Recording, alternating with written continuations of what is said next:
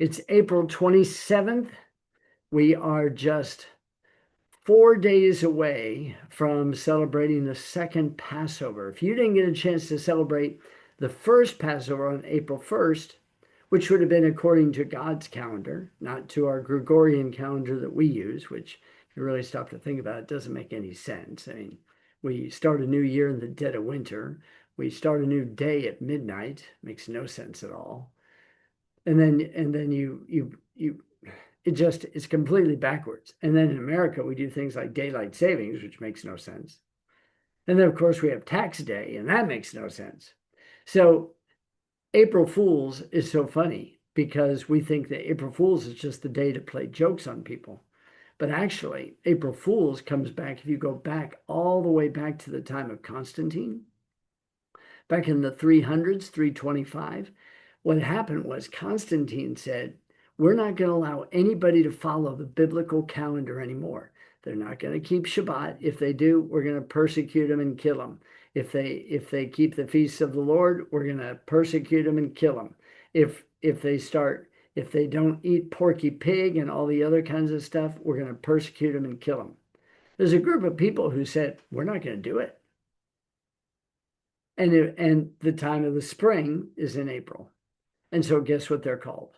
Those people who didn't follow the Roman government and what we call the Gregorian calendar today, January, February, March, April, May, June, July, August, September, October, November, December, they were called April Fools. So now we've just turned it into a joke day.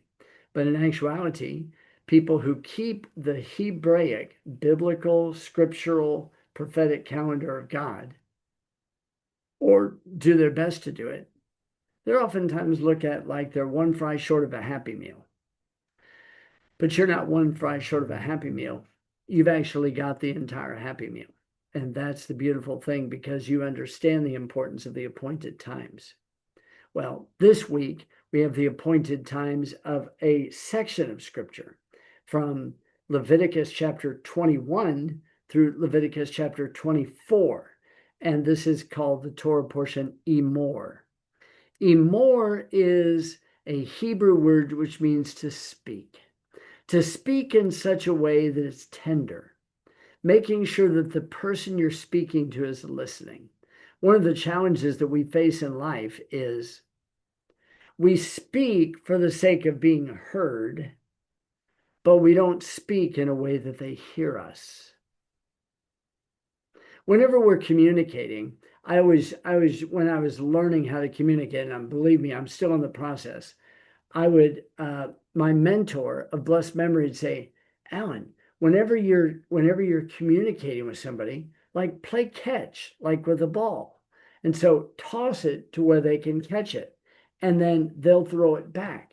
And this is what communication is. Communication is reciprocating back and forth, is both individuals are communicating and keeping the conversation going, not throwing a ball that goes way over here, throwing a ball that goes way over here, but playing so that you can catch. That's communication. So with Emor, which means speak, is to speak in such a way with a tender speech that they can actually hear. And the way that you have to communicate, and this is important, whether you're in leadership or whether you're in fellowship, wherever you are, whenever you're talking to somebody, you always have to connect to the right side of the brain first. Then you can connect to the left side of the brain. Now, most guys, especially guys, and we're guilty of this, we connect to the left side of the brain. And the left side of the brain is very analytical. It's very problem solve oriented. It's like your honey bunny comes to you and she's got a problem and you just want to solve the problem like this. And so, but when you communicate, you have to communicate with the side of the brain that is relational, emotional, feeling. That's the right side of the brain. Creative, artistic. That's the right side of the brain. And once you've connected with the right side of the brain with that person, now you can go over to the left side and now you can start doing the analytical things. But if you start with the analytical, the person's going to go, I don't even know what you're saying. So think about that. Because as the Torah portion begins this week in Leviticus chapter 21, he speaks in verse 1 and says, "And the Lord said unto Moses, Speak, Emor, unto the priests, the sons of Aaron, and say unto them, There shall none be defiled for the dead among his people." Now, you and I, because we're hooked on phonics, we would just look at this and we would say, oh, okay, well, that's rules for Aaron and his sons, for the priests. Great. They're not allowed to go to a funeral. They're not allowed to come in contact with the dead. Now, what you and I would miss is we would miss, did you see how in the beginning of verse 21 it said, "And the Lord said," that's a past tense word, "Speak, Emor, to the priest and to his sons of Aaron, and say to them," past, present, and future speech. Whenever you're speaking with somebody, you should always connect with them in a way that they can identify with something from the past in the present moment to direct them out into the future. Past, present, future. You say, well, that's a lot to remember. It's not a lot to remember at all.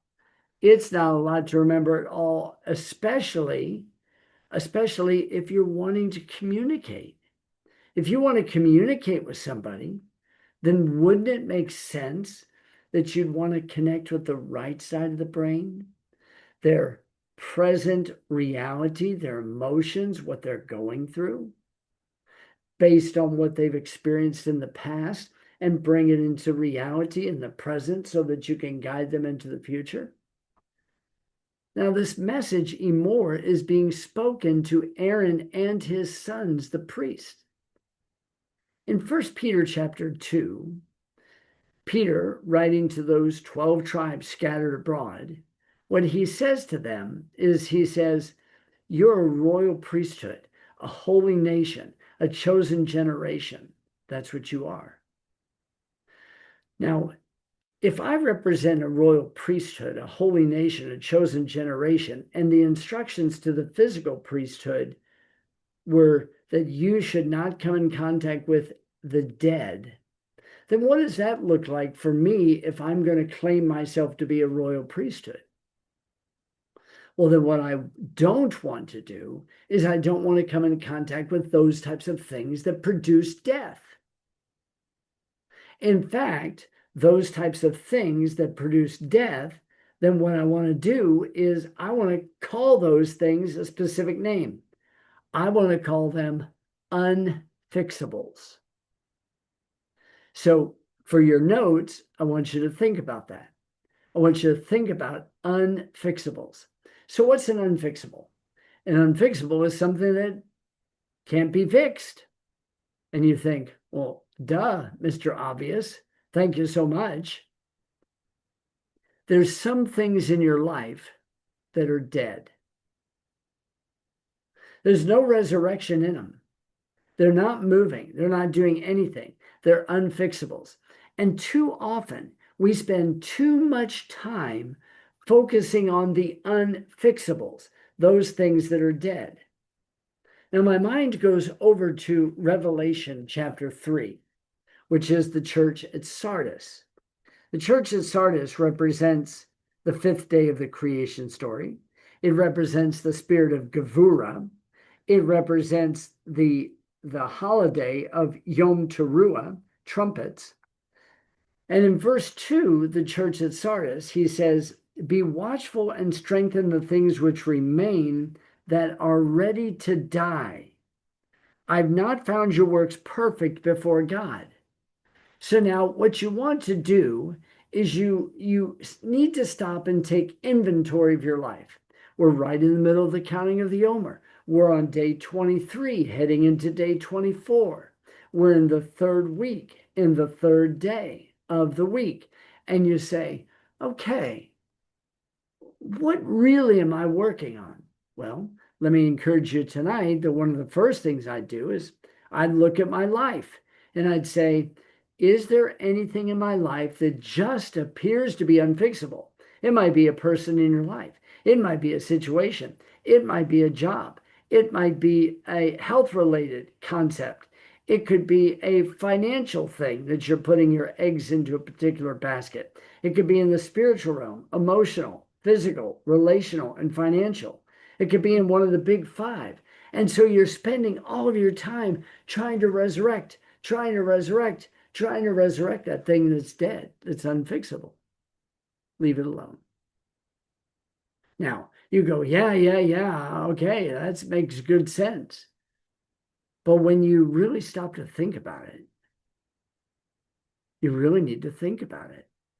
And you need to take action on it and say, this is something in my life. It's unfixable. It's dead. That's why John, in Revelation chapter 3, he says, listen, boys and girls, there's some things in your life that are dead. There's some things in your life that are about to die. He said, strengthen the things that remain. Where do you need to put your focus and your attention right now? What is your highest priority? Now, certain areas of your life, you're like super duper strong. Other areas you might be a little less strong. Strengthen those. Strengthen those. Strengthen the things which remain. Stay away from the things that bring death. Sin, transgression of the law. Stay away from those types of things. The wages of sin is death. So the priest and his sons could never go to a graveyard. They could never go to a funeral. They could never come in contact with a dead body. And you'll say, why? I mean, how strange is that? Because the purpose behind the priesthood is life. You go, wait a minute, aren't those the guys that were shechting animals, slaughtering animals all the time, putting animals to death, sprinkling blood everywhere, and doing all that kind of stuff? But their role was to bring life. And there was a prerequisite to being a priest. They had to be joyful. Now, I'm not just talking about a man-made smile on your face, but they had to be joyful, like inside joyful, because they knew they were where they were supposed to be. You know, this is one of the things that I think that we're kind of missing some today. And we're kind of missing it because we go like way extreme one way and we go way extreme the other way. So one extreme one way is everything is bless God, hallelujah, praise the Lord, and I'm blessed and highly favored, and it's just spiritual hyperbole. It's just language. And yet in reality, too many times the person's really struggling. Versus the other side is, I don't show any emotion because that's really spiritual, which Colossians chapter 2 says, no, it's not. Finding a balance. I had a good friend who I was teaching business 2 years ago, and we're driving down the road, and he says to me one day, he goes, man, I'm so happy. And I looked at him, and I said, I didn't hear it in his voice, and I didn't see it on his face. And I said, what? He goes, I'm really happy. I said, really? You say you're happy? I go, you didn't smile, your voice didn't change, your body language didn't change, and you say you're happy? And he goes, really? Is that what I did? I said, you look like a mannequin when you said that. I mean, you just looked like you were dead. If I told you I was happy or full of joy or rejoicing or praising God, you'd be able to see it. You'd be able to hear it in my voice.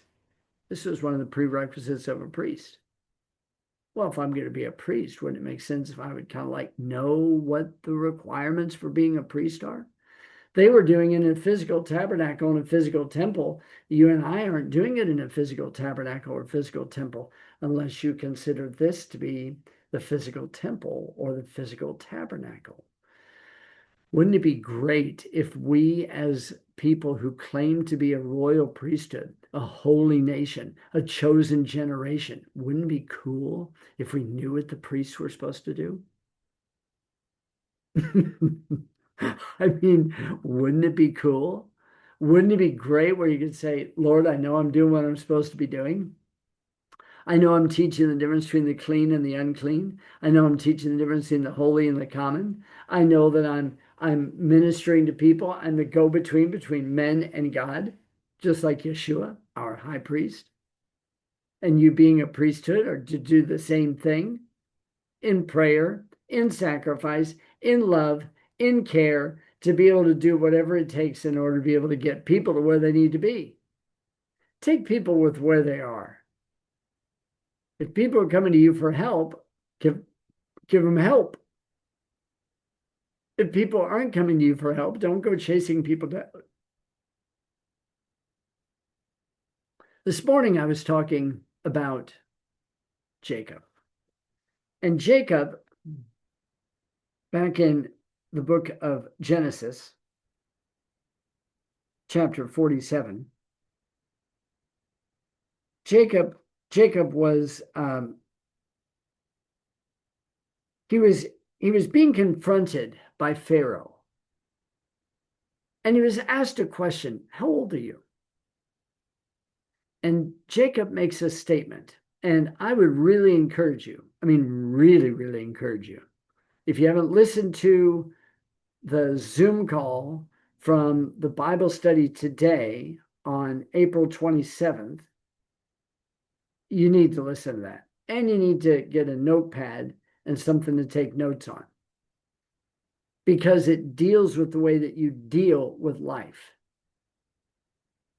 Jacob's response is, he said, oh, my days are few and they've been evil, full of evil.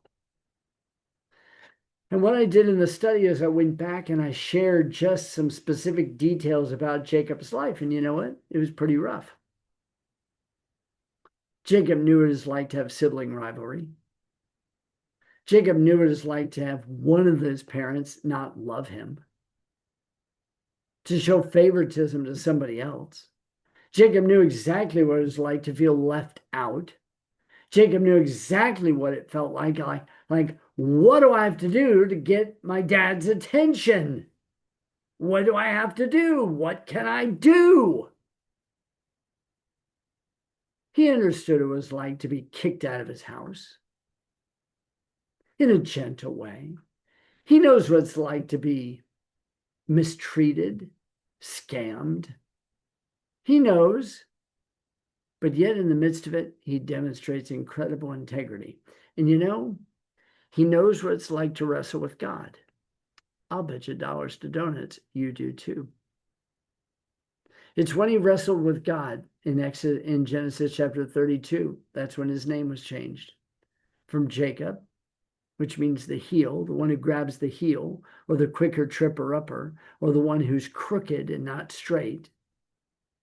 Yaakov comes from the word ekev, which means heel. And so Jacob wrestles and his name is changed to Israel, the Prince of God, one who's upright with God, one who overcomes with God. But you know what's interesting is that because of the pain of his past, he doesn't live out the reality of his new name, Israel. And so you see the story goes Jacob, Israel, Jacob, Israel, Jacob, Israel, Jacob, Israel, back and forth. And it's not until you get to chapter 48 where he learns a lesson from Joseph, and he learns valuable lessons from Joseph. And you know what? Here Joseph was rejected on every count, sold into slavery, rejected by his brothers, hated by his brothers. Okay, he felt like his dad was completely against him, felt like his dad set him up. He's sold into slavery, does what's right, thrown into prison, spends 13 years there, interprets dreams, gets them right, and doesn't even get out of jail for 2 more years, until one day a surrogate father calls him and says, hey, I hear you can do dreams. He goes, yeah, God gives the interpretation for dreams. And he immediately began to speak about the dream of Pharaoh. And eventually what ends up happening is all the dreams, all the possibilities, all the prophecy, all the promise of what God was going to do in his life, it came to pass. So listen with your heart open in the deepest way. We're all in different places, aren't we? We're all in different places, different spiritual levels. There's areas in your life which you probably are head and shoulders above me. And there's probably areas in my life where I might be head and shoulders above you, but who gives a rippity-doo-dah day? I sure don't. What I really care about is, are we on the same team? Are we in the same path? Are we going the same place? You know what I need to do? Is I need to encourage you in your strengths, and you encourage me in my strengths, and I'll support you and you support me. I'll love you, you love me. Let's strengthen one another, and let's fulfill the calling that God's put on our lives. So I want to tell you, if you feel like God is calling you to something, you know he's calling you to something. You haven't figured out what it is, but you know there's something burning inside your bones like Jeremiah. And you know there's something working on the inside. And you're waiting because Joseph had this dream, this dream so many years ago.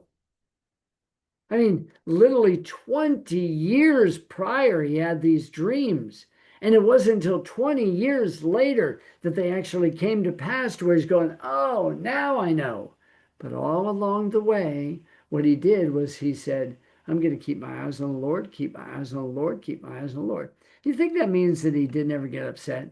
You ever think that means that, like when he's in prison, that, he just grabbed his Torah or his Tanakh, and of course, they weren't written yet because he's the story of Genesis.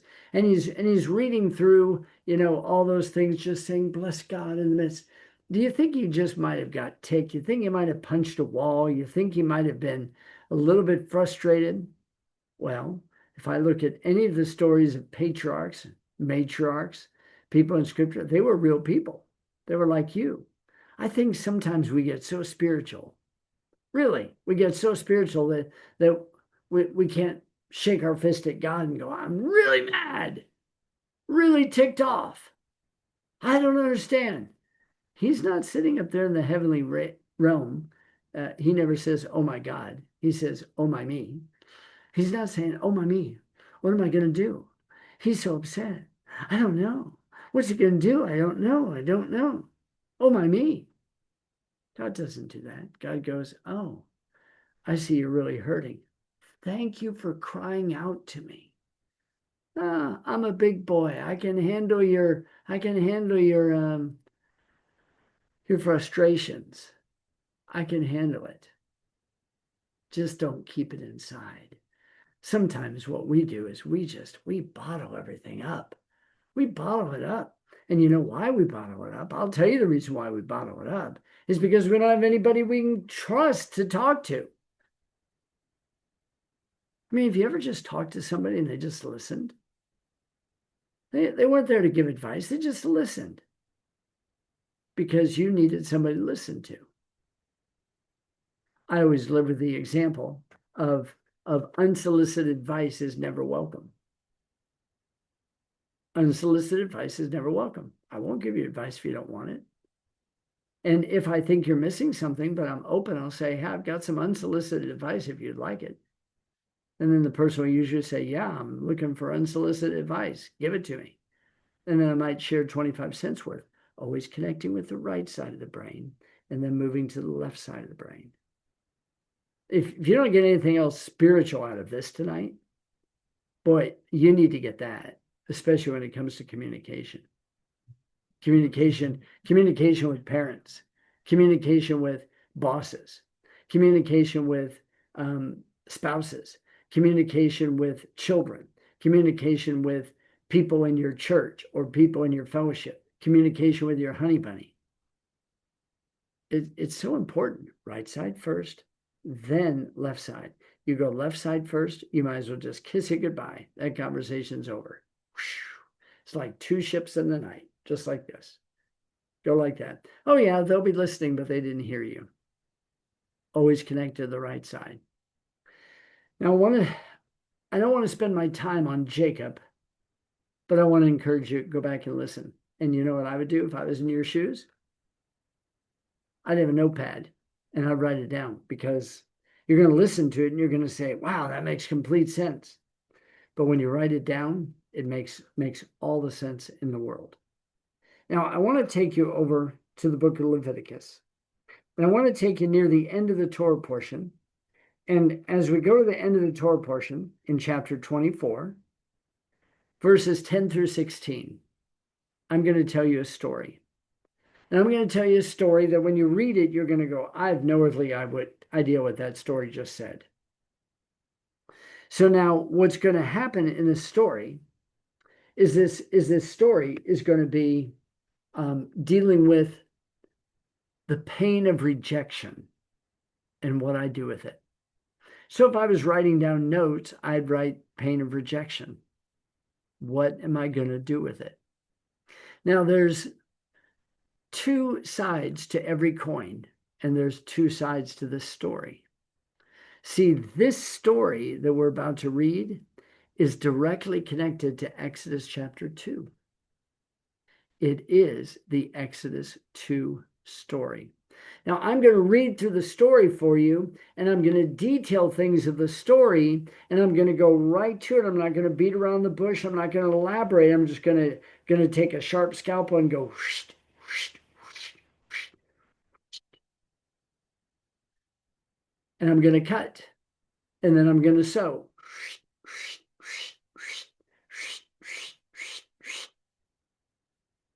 And I want to make sure that what you get isn't just the story, but what you get is you. Leviticus chapter 24, beginning in verse 10. And the son of an Israelitish woman, whose father was an Egyptian. Okay, so here's our character in the story. We have a boy, he's a son, and his mother is an Israelite, but his father is an Egyptian. So that's mixed seed. And in last week's Torah portion, it said, no mixed seeds. Paul calls it, don't be unequally yoked. Make sure that the person that you're laboring with, that you're in agreement with them. As Amos 3:3 says, how can two walk together unless they be in agreement? You have to be in agreement. I didn't say that you believe everything exactly the same. You have to be in agreement. I know what we're doing. I know why we're doing it. And let's do it together to make this thing happen.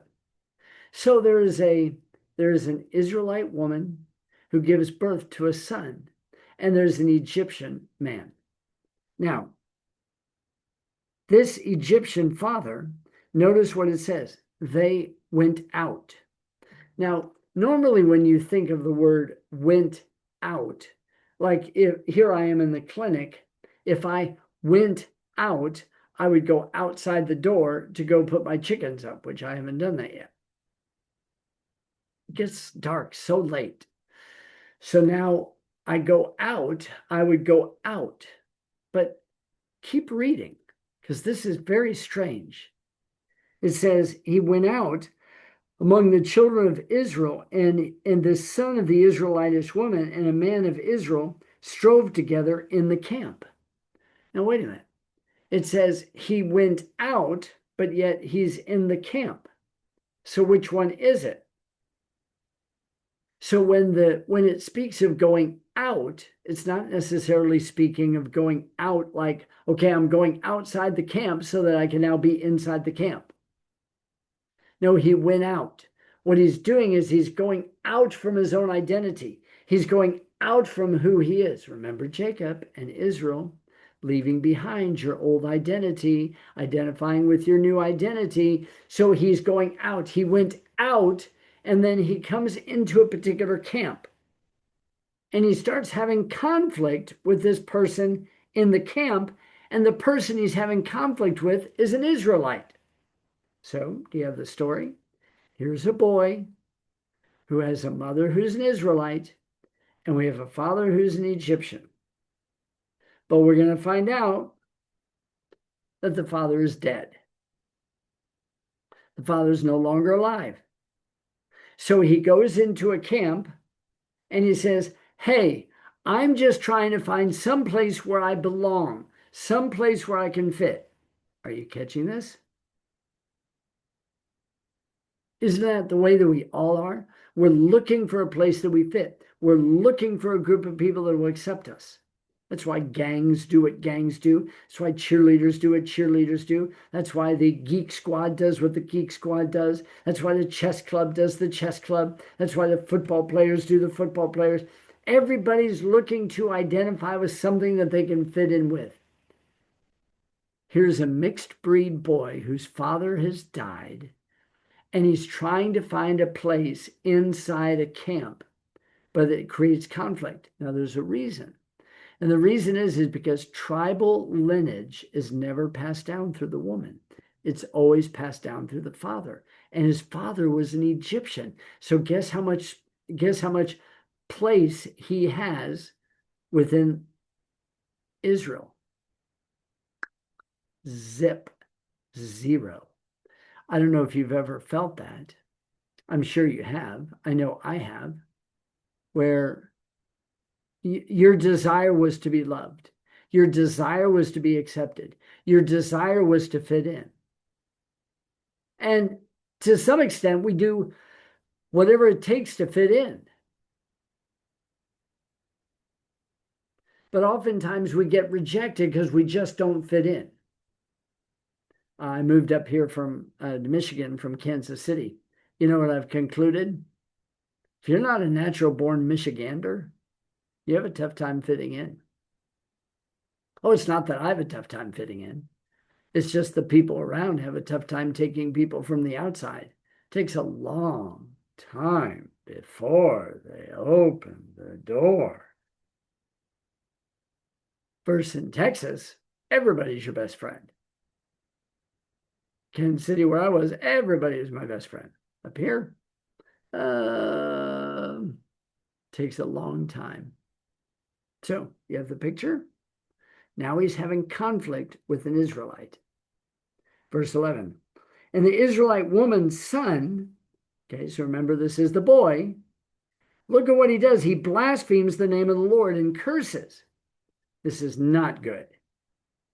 Whatever that means. We're not going to dive into the topic of blasphemy tonight. But he cursed. He blasphemes God. He curses God. And it says, he does so in the name of the Lord, and he cursed.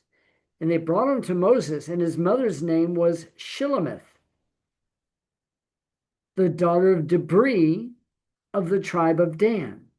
So now notice that here his mother, Shilamith, is the daughter of Debri of the tribe of Dan. Dan is the tribe of judgment. But his father's not from the tribe of Dan. So now he's got this conflict and he doesn't know what to do because he's not being accepted. And you go, why? Why would he blaspheme God? Now, this is important. So I'm going to take you back to the book of Exodus. I'm going to take you back to a story that you're familiar with. But we would most likely not connect these stories in Exodus chapter 2, verse 11 through 14. And it came to pass in those days when Moses was grown that he went out unto his brethren. Now, it's interesting to remember that this boy, who is the father, his father's an Egyptian, his mother's an Israelite, he went out. It's the Hebrew word vayetze, and it's only used in this many places. And one of the stories is right here. So intertextually and grammatically, there's connections between the stories. So the boy goes out and Moses goes out. The boy goes out to find a place of acceptance, a place among the Israelites, and Moses leaves the Egyptian and he goes out to go deal and be with his people. So he goes out to his brethren and he looked on their burdens and he spied an Egyptian smiting a Hebrew, one of his brethren. So there's an Egyptian kicking hiney on a Hebrew. Now remember what Hebrew means.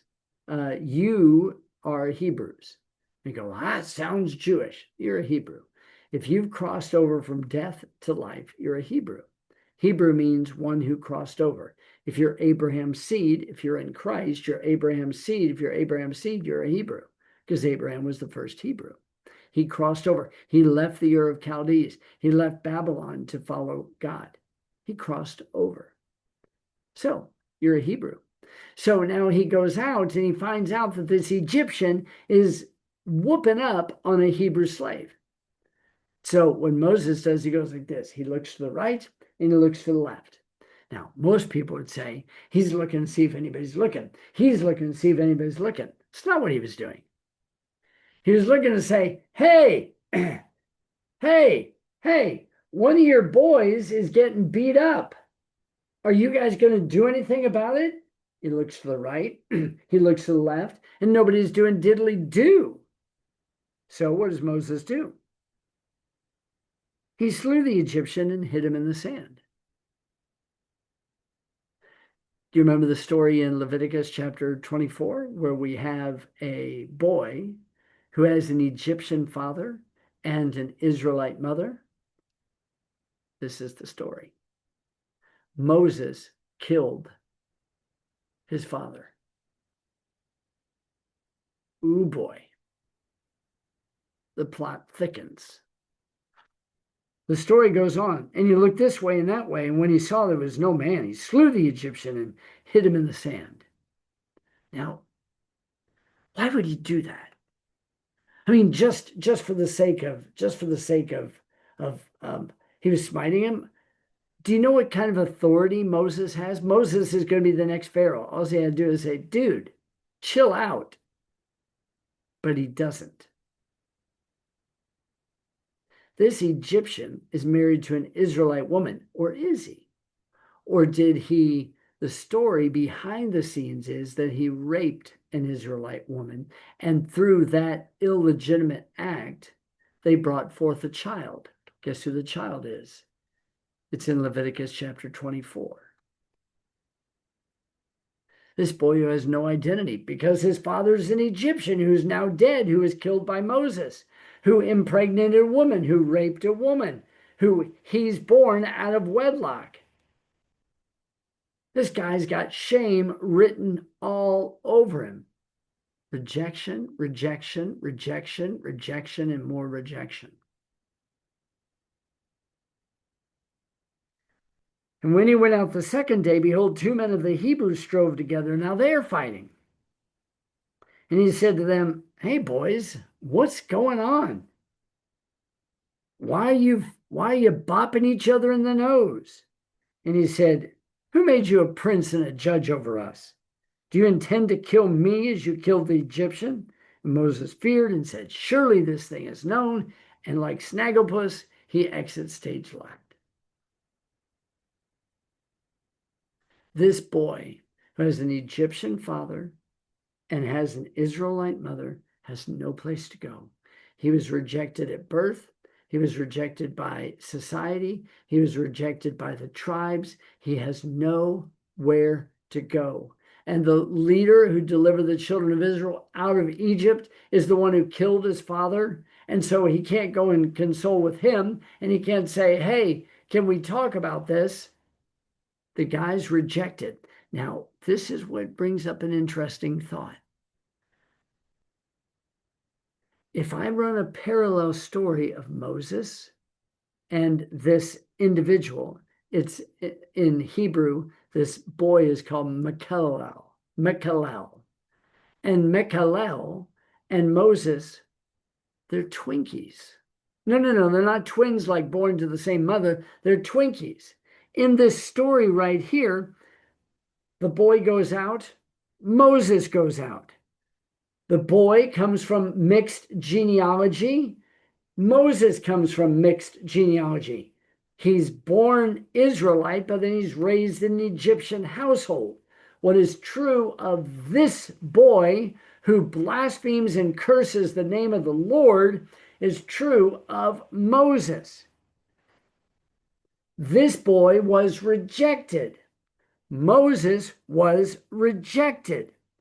The difference is this boy who was rejected, he blasphemes God and curses the name of the Lord. And Moses, through his rejection, takes the moment and he says, there's a spiritual awakening going on in here.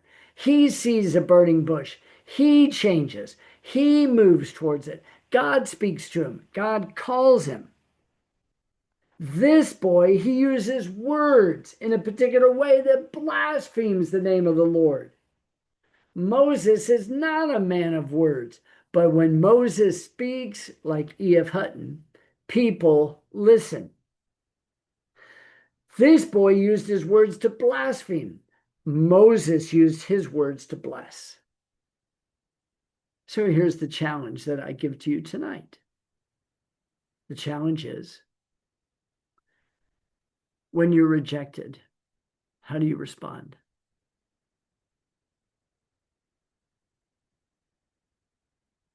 It's really a good question.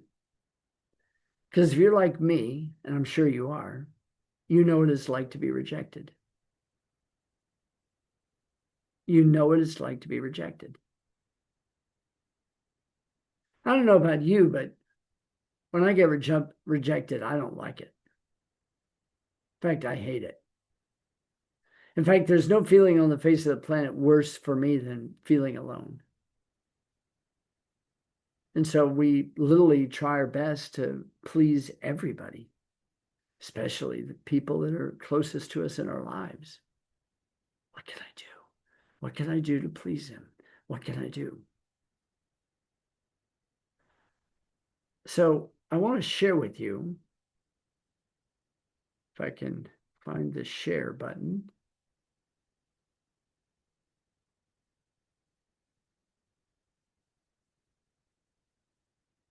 I want you to think about these things right here. Let me move this out of the way. Oh, not moving. There it goes. You know, do you live like a victim?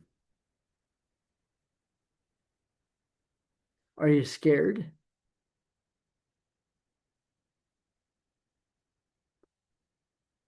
There's all kinds of reasons why we feel like victims. We've been bullied, you've been kidnapped, you've been abused, you've been neglected, you've been treated unfairly, you've been exploited, you've been scared to death, you've been threatened. There's life issues, there's all kinds of things. The question that I would ask you is, I would ask you, when you feel like that victim, and believe me, I have, when you feel like a victim, how do you respond? We could respond like the boy, or we could respond like Moses. I want to encourage you in this Torah portion, being a priest, to don't come in contact with those things that are death. Don't hang out at the cemetery. Because the role of the priest is to bring life. So I want to encourage you. I want to encourage you in the midst of the story for you to go, you know what? I have been hurt. I've been hurt like this. I've been neglected like this. I've been rejected like this. I've experienced this and this and this and this. I'm not given the time of day. I'm worthy of the attention. I'm worthy of being loved, and yet I'm not being loved.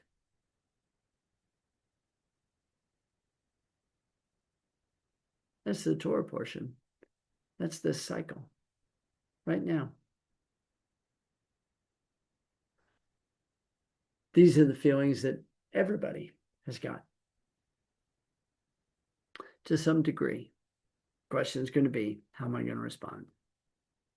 Life lessons. So it's crazy because in chapter 24, verse 12, and they put him inward, that the mind of the Lord might be showed to them. Okay, we don't know exactly what to do. We've never had to deal with this problem before, so we're going to put him inward. And the Lord spoke to Moses and he said, Bring forth him that cursed without the camp, and let all that heard him lay their hands upon his head, and let all the congregation stone him. And you shall speak unto the children of Israel, saying, Whosoever curse his God shall bear his sin. And he that blasphemes the name of the Lord, he shall surely be put to death, and all the congregation shall surely stone him, as well as the stranger, as he that is born in the land, when he blasphemes the name of the Lord, shall be put to death, a death penalty. And you go, that's the reason why I don't like the Torah, because they had the death penalty. Well, they do in the New Testament too.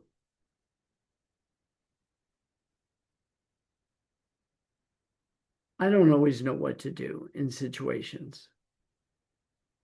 When you don't know what to do, take your situation, the way you feel rejected, and just put it on the back burner for just a second. Consult the Lord. And before you go running your mouth, yappity yap, yap, yap, yap, yap, yap, yap, make sure that you're thinking, okay, what's God trying to teach me? What can I learn from this? How's my life going to be better as a result of this? And this too is going to pass. There's nothing worse than being rejected. There's nothing worse than being no place to fit in. There's nothing worse than feeling completely alone. Nothing. On this 23rd day of counting the Emor, I'm really hoping that you'll say, you know what? I've got a lot of things going on in my life. I'm ready to just let the Lord do the work that he's doing. I'm willing to do it. Watch the good things that end up happening. Hopefully this makes a little bit of sense to you. Let me end the recording and open it up for any comments or questions that you might have, and wish you a happy 23rd going on to the 24th day of counting the Emor. Shalom.